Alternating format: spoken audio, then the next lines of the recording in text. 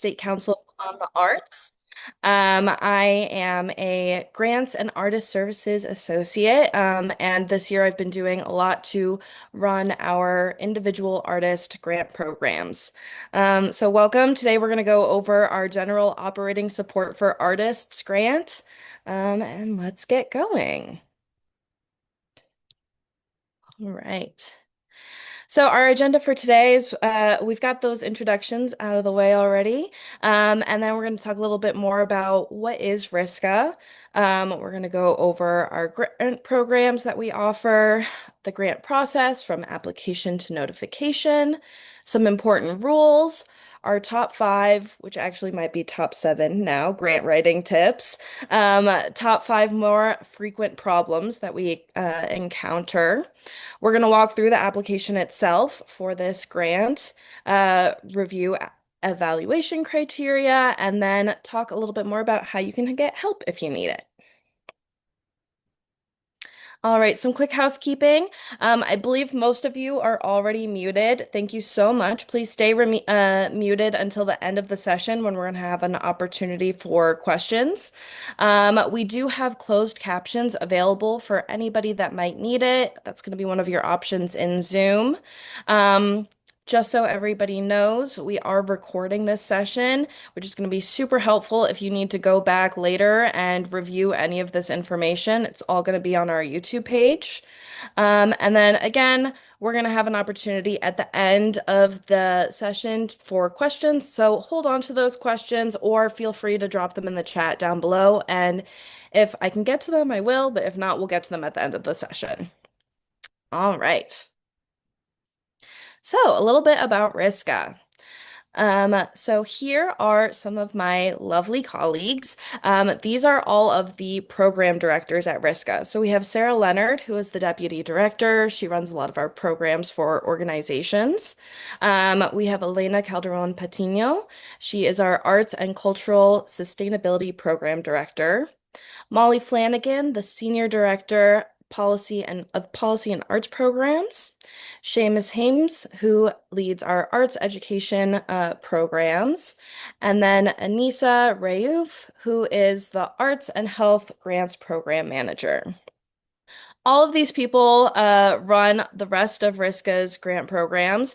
There's a bunch of information about them on our webpage, and if you have any interest in the other programs that RISCA has to offer, they would be so happy to help you learn all about what those programs are.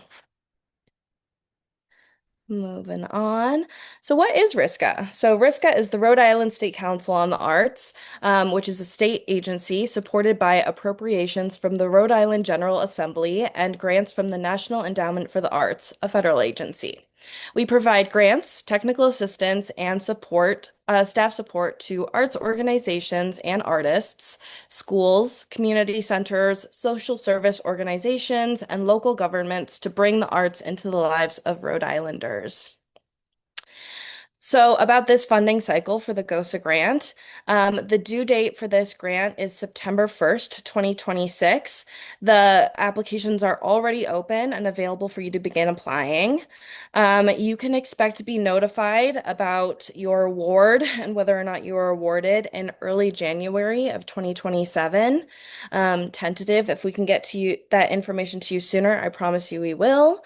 And then the final reports for for this grant, since it is a 3-year grant, is going to be 3 consecutive years on July 31st. So July 31st, 2027, 2028, and 2029. All right, a little bit more about some of our other programs. We had a few or several other programs that opened up at our April 1st deadline.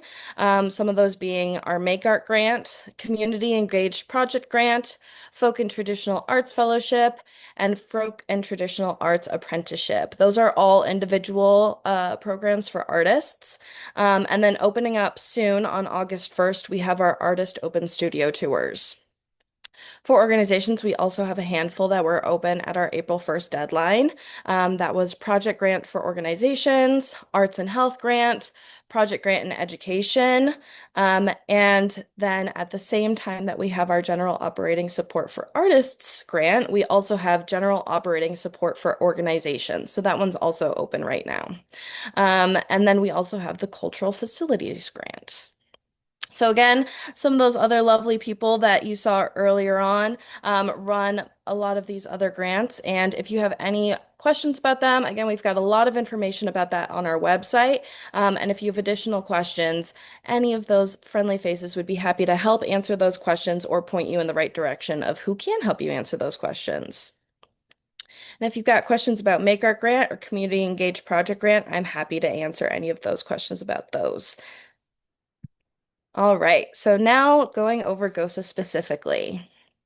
So GOSA is different than a lot of our other grants in the sense that it is not a project grant. So this grant is would provide unrestricted funding to support longer term artistic goals. And awardees for this grant are awarded $6,000 per year for 3 years, 3 consecutive years. Every year, we award three new grantees for a total of 9 artists receiving this grant at any given time. So, like I was saying before, this is not a project-specific grant. This is just to support your general practice as an artist with unrestricted funding that you can use however you need to following the grant guidelines. All right, for eligibility for this grant, you must be 18 years of age or older. You need to have lived in Rhode Island for at least 2 years, be a legal resident of the US with a tax ID number, be a practicing artist. The definition of that for RISCA is in our grant guidelines, but basically, if you're doing art on the daily, we trust and believe that you are a practicing artist. Um, you must not be a RISCA council or staff member or an immediate family member. You must not be enrolled in an arts degree seeking program or in high school. Now, that is just for degree specific seeking programs. You can be taking arts classes, dance classes, a ceramics class at your local community center, a writing workshop at the local library. No worries. It's just specifically for arts degree seeking programs. And then also, if you've received grants in the past from RISCA, have to make sure that you don't have any overdue final reports. And I can show you on a little bit later to how to check to see if you have any overdue final reports. All right, so here we're going to talk a little bit about our current cohort and past GOSA recipients. So first up here, we've got Dr. Claire Andrade Watkins. She is a documentary filmmaker and cultural historian, specifically focusing on Cape Verde, Rhode Island's strong Cape Verde community. And then we've got Sarah Young in the middle, who is a glass and sculpture artist who does really cool large scale interactive work. And then we've got Miguel Enrique Lastra on the right, who is a 3D sculpture artist and ceramicist and a RISD graduate. And so they were awarded in 2025.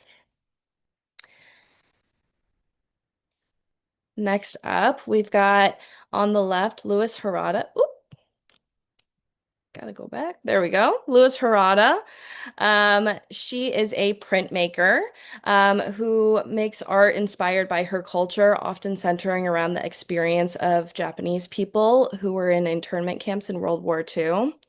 In the middle, we've got Ashish Chadha, who is a filmmaker and also an instructor at URI teaching film and media.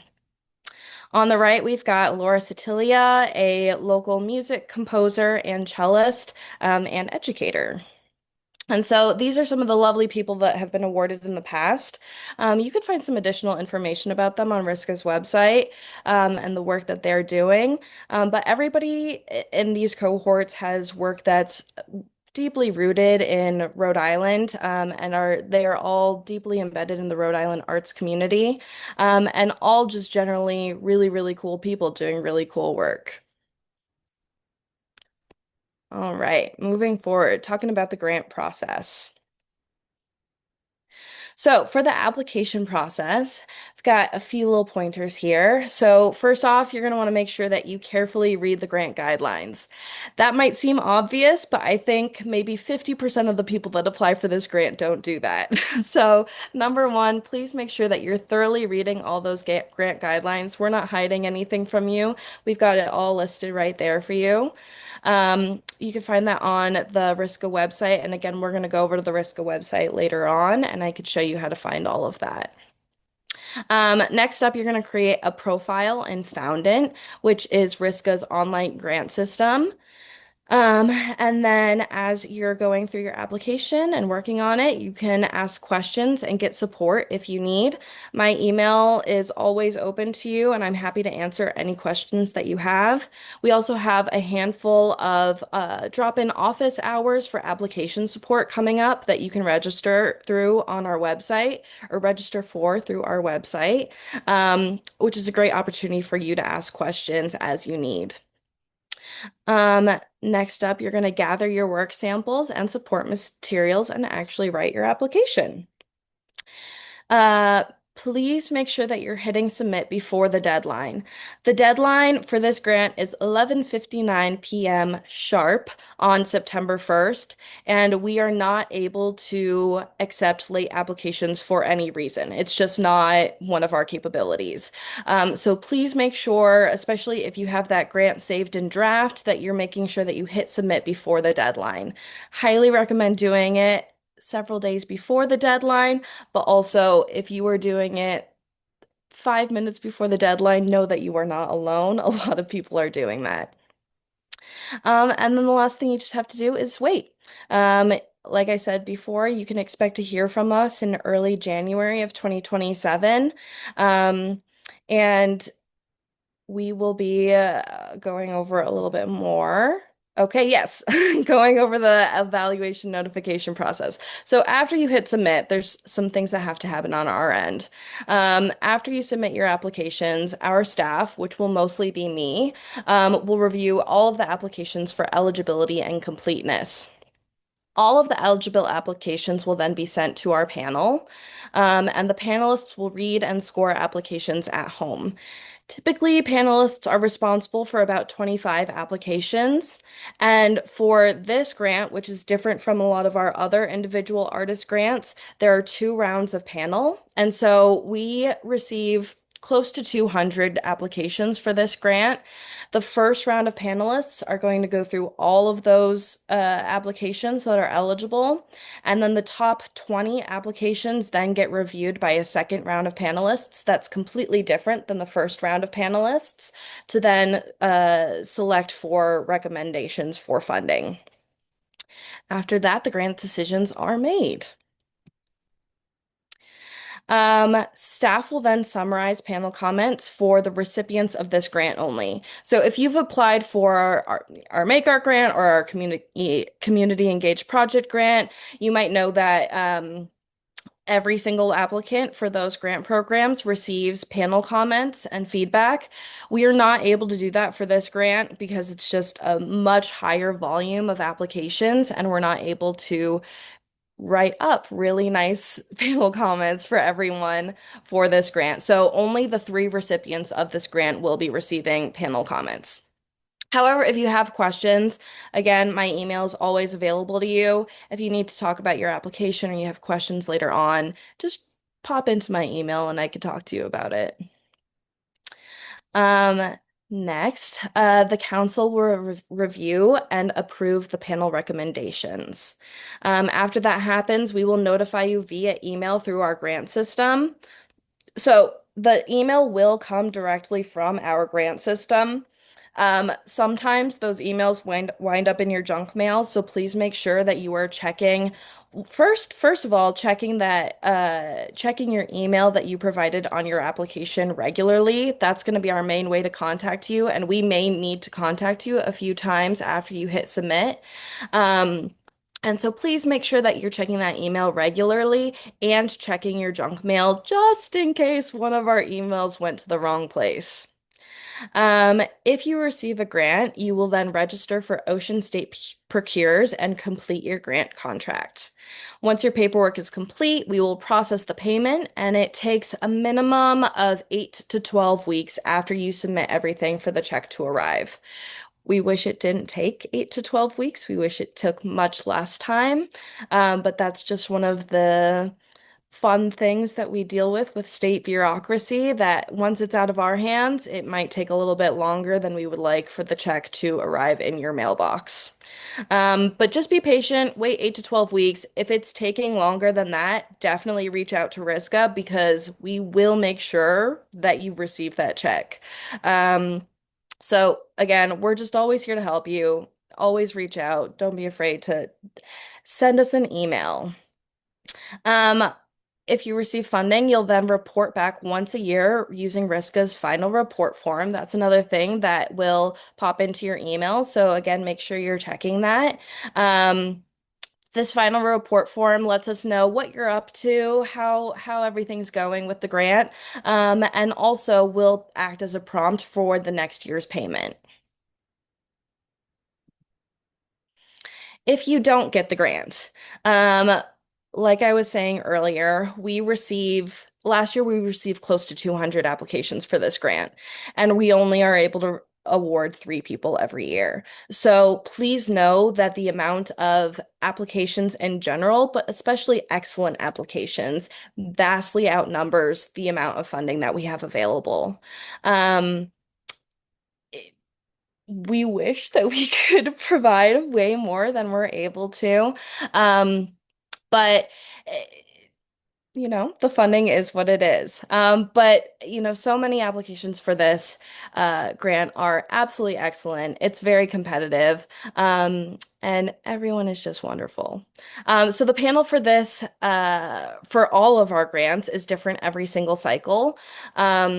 And so know that the same people or the people that are looking at your application this year are totally different than the people that looked at your application last year or the year before that and that will look at your application in the future. So you always have a new opportunity for fresh eyes to be looking at your applications and your work.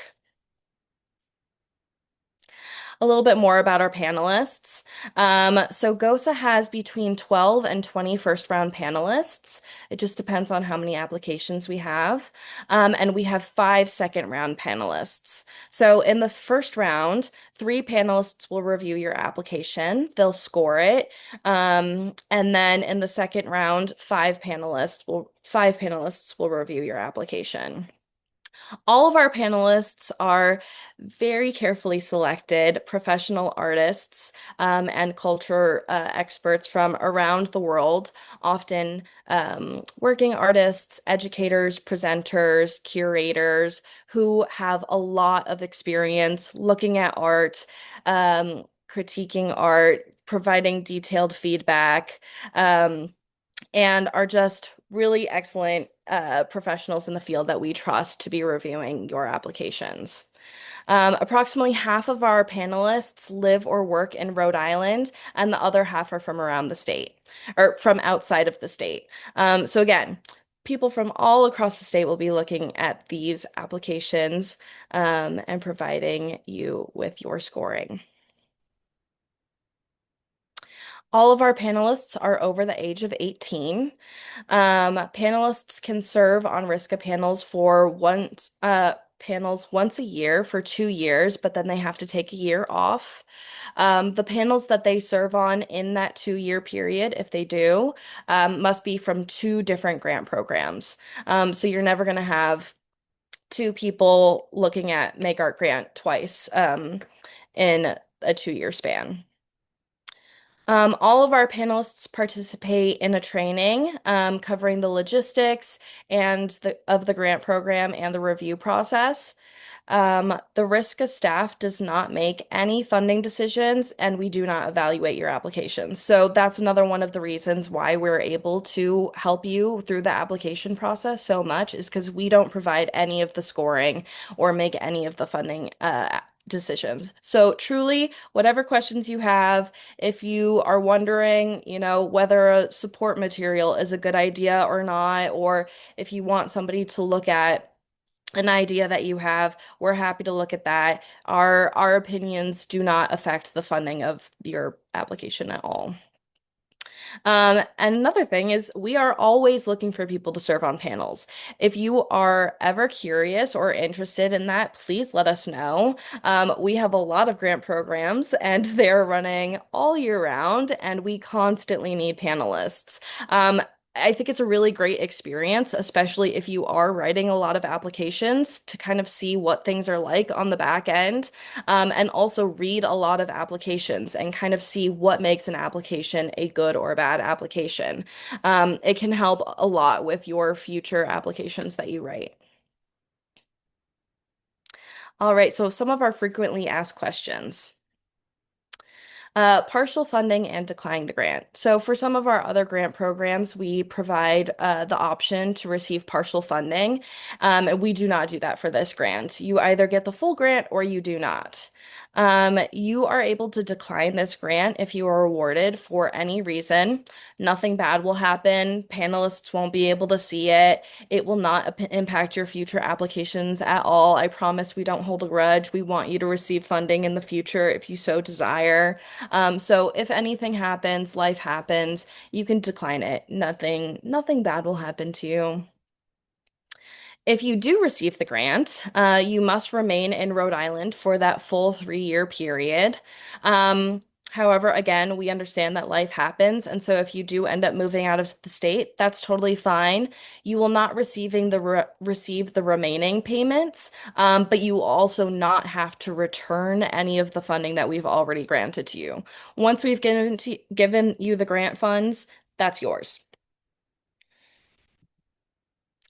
Number of applications. So we've already talked about this a little bit. Um, Unfortunately, less than 3% of our applications for this grant get funded. Again, the number of excellent applications that we receive far exceeds our budget. And so it's not you, it's the budget. Again, I'm gonna emphasize this one more time. Please make sure that you are not late in hitting submit on your application. Our grant portal turns off at 11:59 p.m. on the dot on September 1st, and we are not able to open up and accept applications after that for any reason. It's the system, it's not us. It's not within our capabilities. And so no late applications can be accepted. Um, on that day, we do have office hours for grant support that you can drop in and get some help if you need. But I highly recommend trying to figure everything out and hit submit well before that deadline because, again, anything could happen. Late night technical support, unfortunately, is not available. Risk staff will be sleeping. And I also believe that the people that work for Foundant, our grant portal system, will also not be available for late night tech support. So, if you need help with tech support, we're able to do that during the work week, during work hours. But on the application deadline, late at night, we will not be able to help you. So try to make sure that you're doing everything on time. Um, Oops, I got something wrong. So if you realize after you hit submit that you made a mistake on your application, if you realize that prior to the deadline, no worries at all. Prior to the deadline, it's super easy for us to set your application back to draft. Just shoot me an email and I'm happy to do that for you. Um, and then you can go in, make those fixes, and then resubmit before the deadline. After the deadline, it's a little bit trickier. You will not be able to initiate any fixes to your application.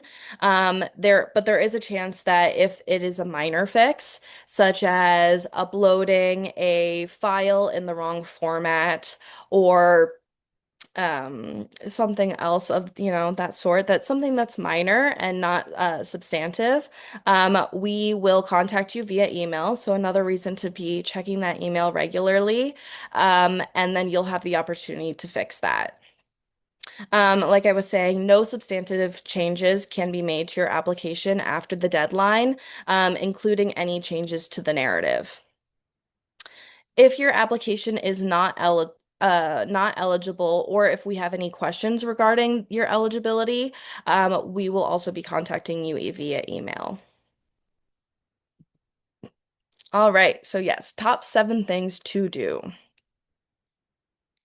So here's some of our most important advice as you go through this application process. So first, carefully read and follow the directions.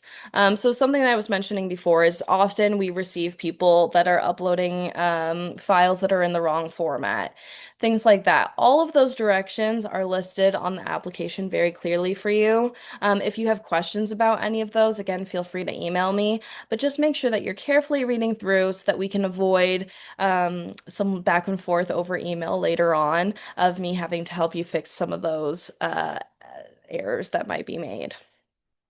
Next, think about who is reading these applications. So, like I was saying, our panel is made up of experts who are working artists or curators or other professionals in the field that believe in funding the arts. They believe in funding you as an artist and paying yourself as an artist. So you don't need to convince them of any of that. What they really need to know is who you are and what your art practice is. This application is an opportunity for you to tell your story and explain why this funding would be so crucial to your development as an artist in your practice. Next, make sure your application is telling a unified story and that the big picture is clear. Um, so this is a 3-year grant, and on the application, we'll go through it a little bit in a few minutes. Um, it- for that grant, we are going to be asking you about your goals for this grant. Part of that is making sure that you have a unified story. If you're a multimedia artist, for the next 3 years, you really want to be focusing on your painting practice. In your work samples, I'd likely want to be seeing a lot of work samples relating to your painting practice and seeing things about the guitar that you like to play on the weekends at, the local open mic. Is probably not the kinds of things that I want to be seeing on this application, because it's just not helpful to telling the story that you're trying to tell through this application. Next, directly answer the application questions. Make sure that as you're going through the application that you, again, are staying focused on those goals that you have with this grant, and really answering the questions that are being asked. This next piece of advice is one of the pieces of advice that I offer probably the most often. Have someone else read your application. We're all human and we're, all prone to making mistakes. And so, things like typos and things like that, it's always helpful to have somebody else read and check for those things. But even beyond that, just having an outside set of eyes read over your application and, check to make sure that you are telling a unified story. Especially if that person is less familiar with your practice, making sure that it all makes sense to an outside reader is always super helpful. Next, make sure that the email you use for the grant system is the one that you check regularly and check your junk email. Emails come from our grant system. So again, we're going to need to contact you probably a couple times after you hit submit. So please just make sure that you're checking that email regularly. We don't want to miss you, especially if there are some kind of minor errors on your application that we need to fix. We don't want any of those small errors to prevent your application from being moved on to panel. So please make sure that you're checking those emails. So if we need to contact you for any reason, we can get in touch with you. And then lastly, Risk staff is here to help. External panelist scores or external panelists score your application. So like I was saying before, we have no impact on the score of your application. And we are happy to listen to your ideas. If you are, curious about anything, we are here to help you. If you just need somebody else to If you need somebody, one of us to be that outside eye looking over your application, reach out to me. I'm happy to help you. All right, so our top six things not to do. Basic eligibility. Every year we've got people that apply to this grant and all of our other grants that don't meet the basic eligibility. So please just make sure that you are reading over those eligibility. It's going to be a bunch of check boxes at the very top of the application. If you're not able to check off all those boxes and they are not true for you, then unfortunately you are not eligible for this grant. Um, Often people are attaching the wrong files, or the files are in the wrong format, or the links on their application are working. So again, just make sure that everything is opening properly, that you've got all of the right things attached to your application, and that everything is working before you hit that submit button. People sometimes apply to the wrong grant program, so we'll go over later on, just to make sure you know what it looks like, what this application looks like, and make sure that you're applying to the right one. But just make sure that you're applying to the right grant program. Sometimes people's answers to narrative questions are one sentence and don't directly address the question. Like I was saying before, this grant is very competitive. And so one sentence responses just aren't going to be enough for the panel to get to know you, get to know your goals, and get to know what your plans for this award would be. So make sure you're being thorough, be concise, but really put your best foot forward and do the best to tell your story and let the panel get to know you. Sometimes people confuse this grant with one of our project grants and they write their application for a specific short-term art project.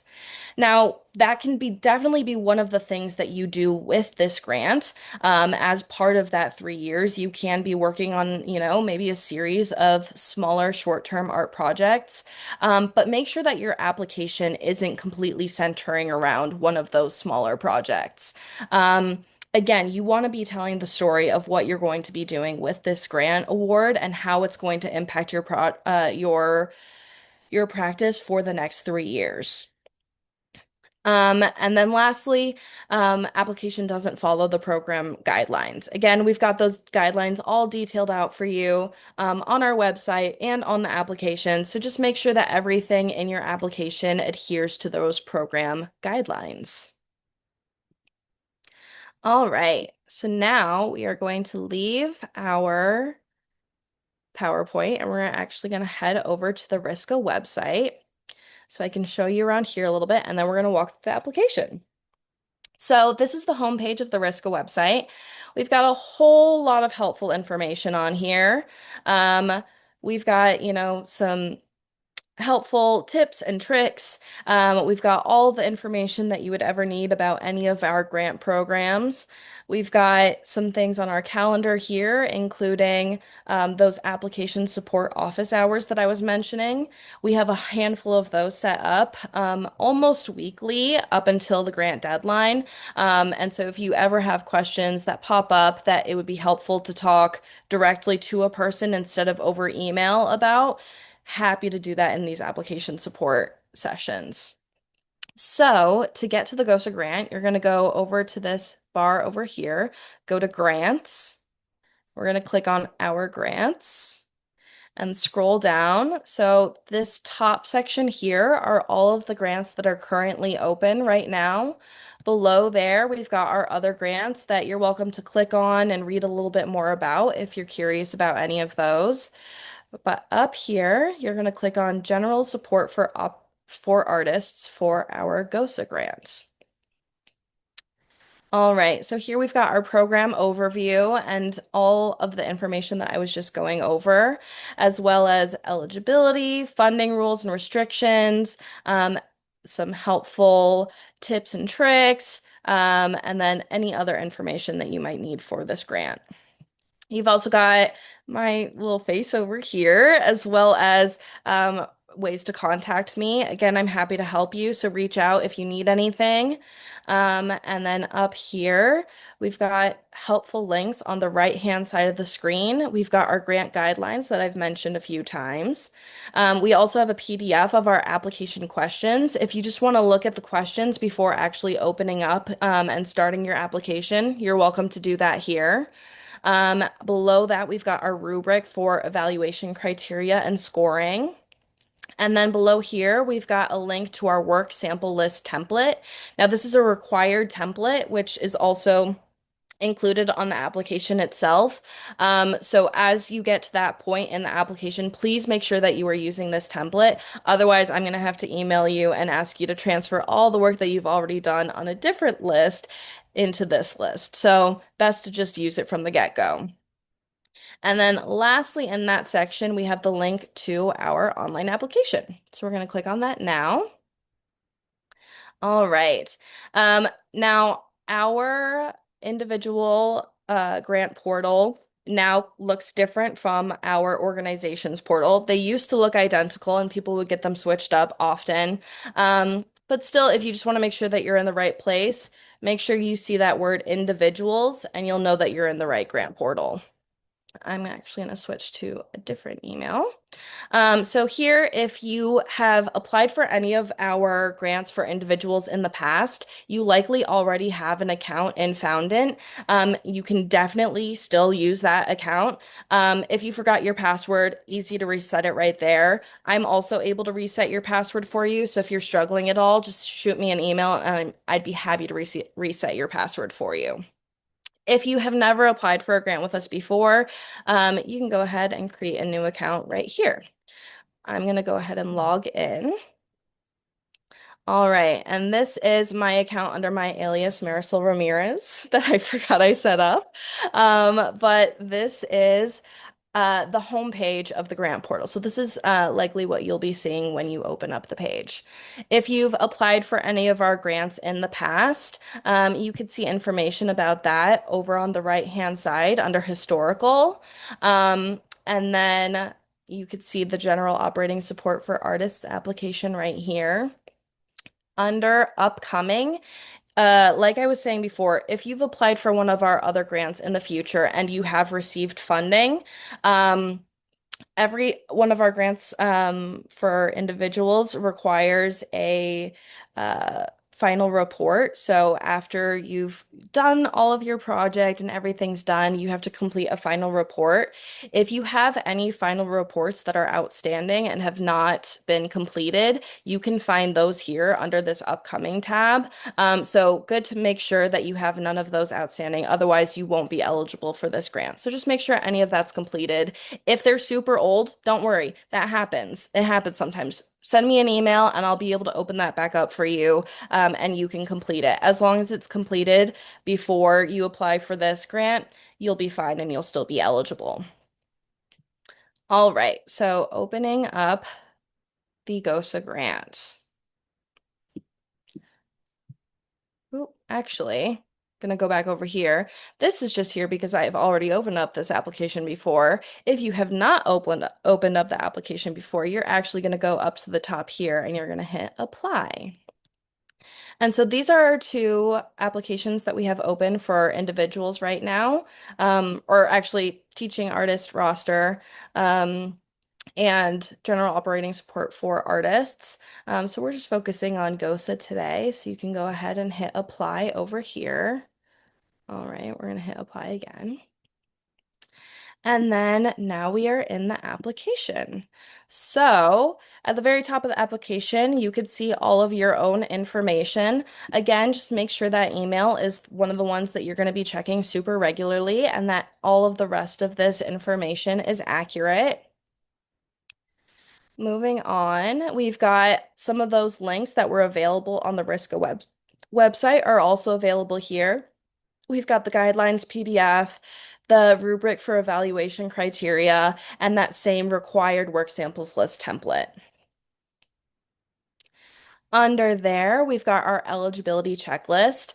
Again, every year we have applicants that apply that are not fully eligible and are not able to check all of these boxes. Go ahead and save yourself some time and make sure that all of these boxes are checked and are true about you, to make sure that you are eligible for this application or for this grant. Um, this is for risk of staff only. Panelists don't see this, so you don't have to worry about any of that. Another section that is just for us Riska staff is this next section. For grant program, there's only one option. Go ahead and select GOSA. Your legal name is required and then your address. Again, panelists aren't going to see any of this. This is just for our records, and so that we're able to get in touch with you. We don't share this with anyone. This is just for us. In this next section, this is where the panel will start to be able to see your responses. So for this first section, you're going to put in your preferred name. Your name will act as your project title for this grant. Since it is not a project grant, it's just about you. So go ahead and put your name right here. Below there, we've got a space for your pronouns. This is an optional section, but always helpful for people to know how to address you. And if you need to know a little bit more about what these are and why it matters, we have a link right here for you. The next section is space for you to upload your artist statement or personal mission statement. Now, this is a great way for you to introduce yourself to the panel and really help them get to know you and who you are and what your practice is. If you do not already have an artist statement and might need some help with it, we've got resources on our website to help you through the artist statement writing process. I know when I was getting my degree, I got a degree in theater and stage management, and we were not taught how to write artist statements. That wasn't really something that's was important in my theater degree, and so I know that this would have been super intimidating for me. And so no worries, we've got resources available for you on our website. So that's where you're going to upload this. Again, please make sure that you're reading the directions. Our grant system is super picky and only likes Word or PDFs. So make sure that when you're uploading that file, that it's either in a Word document format or a PDF format. Otherwise, we're not going to be able to open it and see it. Below there, we have our space for narrative, bio, resume, or CV. Um, any one of these is totally fine. You definitely do not have to include all three. Whatever you already have ready would be great, but if you don't have anything ready already, whatever will take you the least amount of time. Don't stress about this too much. But that is just where you will upload one of those documents. And again, please make sure it's in a Word or PDF format. Below there, we have our link spaces. So first link space is for your artist website. If you have one, I'd say maybe 50% of our applicants do and 50% of them don't. No worries if you don't, but if you do, we do have that space available for you. Below there, we have a link for your artist social media. If you have one, again, maybe 50% do, 50% don't. Please make sure that if you are uploading a social media link, that your page that you are providing is a public page. If it's private, we won't be able to see what's going on. And so it just wouldn't be super helpful for your application. And then also, if you're including a social media link here, please make sure it's for your art and your practice, and not your personal account.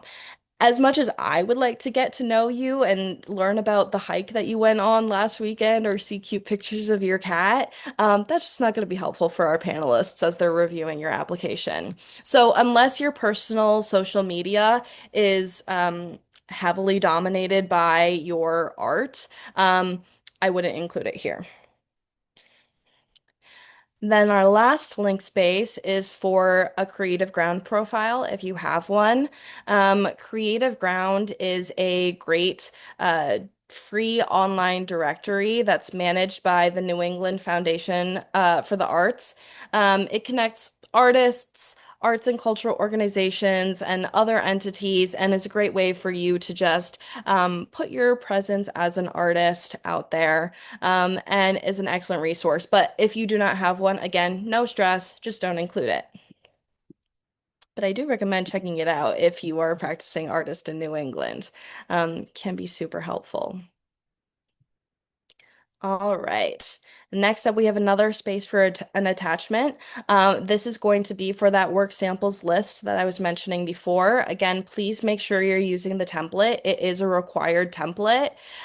It is in a Word document format, but you do not have to have Microsoft Word in order to use it. If you don't have any of that, I recommend using Google Drive. You can just drop that template directly in there and you can edit everything in there, and then just download it as a PDF and upload it.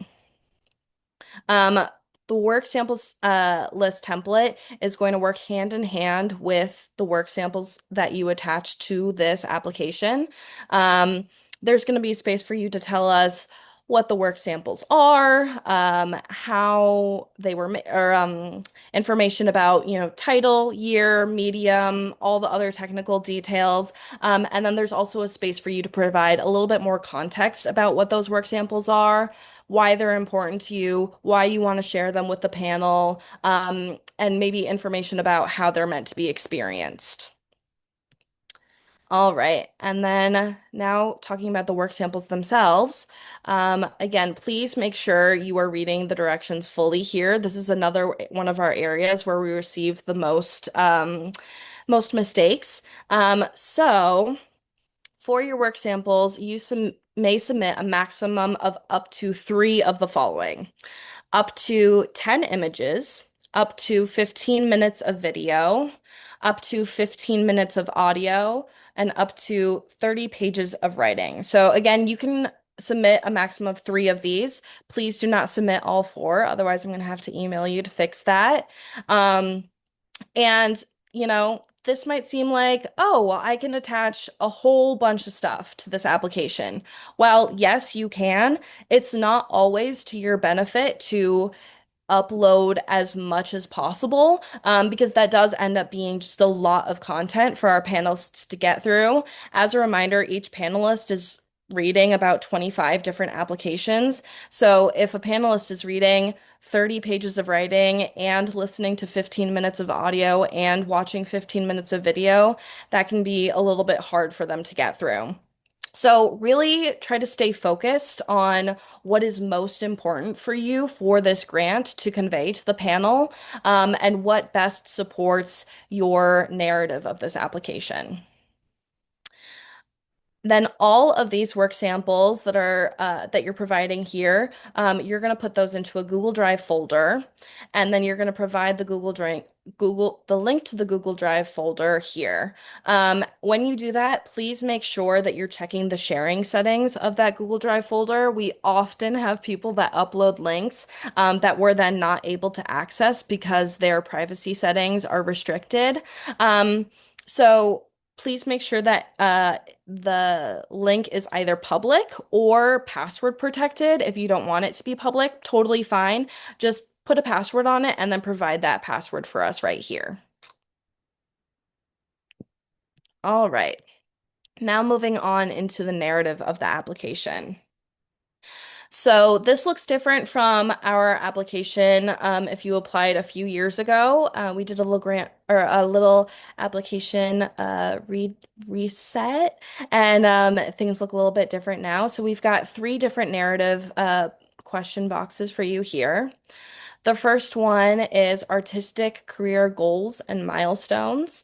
So again, this is a 3-year grant, so think across those full 3 years. Please list 1 to 3 artistic career goals or milestones that you plan to work toward over the next 3 years. Now you can enter that information into this text box in whatever way works for you. If your brain works best in bullet points or numbered lists, totally fine. You can do that here. But if you want to provide, a paragraph kind of going through the narrative of, the next 3 years, that's also fine here. I'd say utilize the character limit to the best of your ability, and make the most of the space that you have available here. Again, so this isn't a project grant, so you really want to think broader goals over the next 3 years and how this $6,000 per year is going to help you reach those goals and the kinds of goals that you would be able to have with that $6,000. Next, we have our action steps box. So this one's going to be a little bit more short term, thinking about the next 12 months after you receive the funding, if you do. So please list 3 to 5 steps or actions that you plan to take over the next 12 months that will support your artistic careers and milestones. So again, this is focusing specifically on the actions that you plan to take. So if one of your goals is that you want to create an art book of all of the paintings that you've done over, a certain amount of time, what steps are you going to take in the next 12 months to reach that goal? Who are you going to talk to? Are you going to be talking to different printing presses? How are you going to be collecting those works? Things like that, would be helpful to include in this box. Next up, we've got grant impact. Now, just we want to hear a little bit more about how this funding would impact your career, and your practice. So, how will this grant enable you to work towards those goals, and what impact will it have on your artistic practice and or career? So, will this grant allow you to be able to take time away from your full-time job to focus more on your artistic practice? Or will it allow you to get a studio space outside of, the small desk that you have in the corner of your home so that you can spread out and make the larger scale work that you've been wanting to work on? Will it allow you to travel around the state and talk to different artists? Things like that are what we're trying to see in this box. And then the last part of the application is just letting us know what congressional district you're in. If you're not sure what your U.S. representative district is, we've got a link right here to help you figure that out. And then at the bottom here, we've got a reminder of the due date. And then also on the right-hand side at the bottom, there's 2 buttons. One of the nice things is that you do not have to write this application all at once. You can do it over several days. Just make sure that you're hitting save after you make any edits. And then if you do save your application, it's then going to be in draft mode. And so please make sure that you're going and hitting that submit button before that deadline. A little bit scary that they're right next to each other, but also maybe convenient. And so again, there's the submit, there's the save application. All right, so we're gonna go back to our PowerPoint, and then actually we'll take an opportunity right now. If anybody has any questions, we can talk about some of those questions. Now, I'm actually gonna stop sharing. All right. Does anybody have any questions about the actual application process or how to use Foundant? Let me check the chat real quick. Great. All right. So then we'll just keep moving along. We're moving a little fast. We're probably going to get out of here early, which is fine by me, as long as it's fine with you. All right. So going back into our PowerPoint. All right, so we've gone through the application, and now we're just going to go over evaluation criteria. So for this grant, we only have 2 evaluation criteria. That is artistic impact and growth and artistic vibrancy and intention. So for each of those, you can score up to 5 points, 5 being excellent, 1 being poor. So a little bit more about artistic impact and growth. So for artistic impact and growth, this grant will positively impact the applicant's artistic practice and or career in clearly identified ways. Artists' stated goals are clear, in alignment with their work, and feasible given their current practice and career stage. The work samples provided are relevant, cohesive, and speak to the potential of the artist to progress in their artistic practice. And then for artistic vibrancy and intention, application clearly demonstrates personal voice, vision, and originality in the proposal and work samples. Applicant demonstrates a clear understanding of and commitment to their craft, both in look, feel, and in technical skill. And then application and support materials demonstrate a consistency of actions, values, methods, and goals. So again, just one of our key things that we're focusing on in this criteria is the cohesion of your full application. Make sure that that narrative makes sense throughout. And that it really aligns with who you are in your practice and where you hope your practice will go in the next 3 years. All right. All right, now talking a little bit more about additional support that you can receive through this process. So, as I was saying before, RISCA's website has so many resources for you available. Even beyond the help for artist statements, we've got a lot of other helpful, frequently asked questions, other tips and resources for artists. We also have more webinar recordings and other YouTube videos, just like this one is going to be on our YouTube page, that you can go over and look through. And then, like I was saying before, we have several application support drop-in office hours set up for this grant. They're almost weekly up until the grant deadline. So if you're having any issues as you are filling out your application and you need some additional support or you have any ideas that you want to talk through, feel free to drop into those, and we can chat about it. Um, Additionally, email me. So happy to answer any questions that you have over email. And then if you're just looking for a little bit more community and a little bit more help through the community, we've got some Facebook groups available. I believe our Facebook group is called Artists and Creatives of Rhode Island. And so if you've got other questions there for the community, you can head over to Facebook for those. And then the last thing I want to leave you with is, again, please do not wait until the last minute. There's so many opportunities for you to receive support up until the deadline. And your opportunity to receive support is even stronger the earlier you reach out. The closer we get to the deadline, the busier our inboxes get and the busier our schedules get. So it's a lot harder for us to help you out with any questions that you have. But if you email me in the next, few weeks, I'd be happy to help you with any questions that you have. All right, and that is it. So I'm going to stop sharing.